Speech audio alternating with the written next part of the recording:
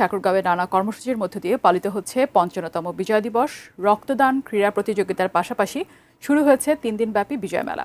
বিস্তারিত জানাতে পৌর শহরের সরকারি বালক উচ্চ বিদ্যালয় বড় মাঠ থেকে আমাদের সাথে এখন যুক্ত হচ্ছেন প্রতিনিধি এম এ সামাদ।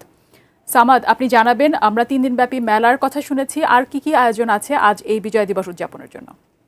ফাইজা, বাঙালি জাতির যে আত্মমর্যাদা এবং গৌরব উজ্জ্বল এক বীরত্বের অধ্যায়ের নাম ১৬ই ডিসেম্বর, এই মহান বিজয় দিবস। এই কেন্দ্র করে সারা দেশের নেই ঠাকুরগাঁয়ে তো নানা কর্মসূচি রয়েছে। আমরা দেখেছি যে আবৃত্তি প্রতিযোগিতা ছিল, চিত্রাঙ্কন প্রতিযোগিতা। এছাড়াও আজকে সকাল থেকে সূর্যোদয়ের সাথে সাথে ফুলের শুভেচ্ছা দেওয়ার পাশাপাশি তোপধ্বনি দেওয়ার পরপরই ঠাকুরগাঁও সরকারি বালক উচ্চ বিদ্যালয় বড় মাঠে কুচকাওয়াজ এবং ডিসপ্লে প্রদর্শন হয়েছে এবং কিছুক্ষণ আগে ঠাকুরগাঁও জেলা প্রশাসক এই ৩ দিন ব্যাপী বিজয় মেলা সেটির উদ্বোধন করেছেন। বিজয় মেলা ঘিরে আমরা দেখেছি যে বেশ স্টল বসেছে এবং কারু এবং স্থানীয় যে উৎপাদিত পণ্য সেগুলো নিয়ে যারা উদ্যোক্তা রয়েছে তারা কিন্তু বসেছেন এবং এই বিজয় মেলা ঘিরে আলাদা ধরনের একটা বাড়তি আমেজ এই বিজয় দিবসে তৈরি হয়েছে এবং যারা বিশেষ করে যারা এই বিজয় দিবস উদযাপনের জন্য যারা দর্শনার্থী এসেছিলেন তারাও কিন্তু এই বিজয় মেলাকে ঘিরে আলাদা ধরনের একটি ভালো লাগার জায়গা থেকে এবং বিভিন্ন পণ্য এবং যে কারুকলার যে জায়গাগুলো সেগুলো তারা দেখেছে এবং এরপরে বীর মুক্তিযোদ্ধাদের নিয়ে প্রোগ্রাম রয়েছে এবং সারাদিনই ক্রীড়া প্রতিযোগিতা, রক্তদান কর্মসূচি, নানা কর্মসূচি তারা দিয়েছেন